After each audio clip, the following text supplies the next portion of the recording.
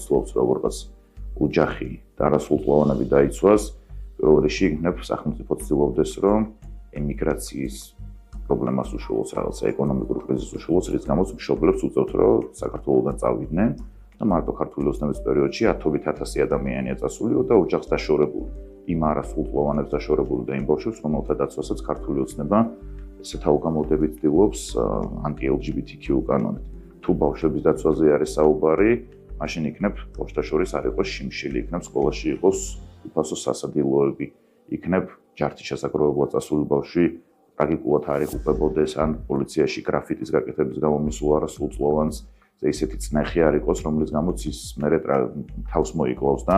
ამ დანაშაულის შემოქმედებიდან მხოლოდ ერთი დაისჯება, 3 წელს მიუსჯიან და 1 წელიწადში იმასაც გამოუშვებენ. თუ სახელმწიფო ცდილობს არასრულწლოვანი ბავშვების დაცვას, იქნებ მინუსმინის პანსიონში მომხდარ ამბებზე, ოდესღაც მაინც გაგვცენ ადამიანური პასუხი და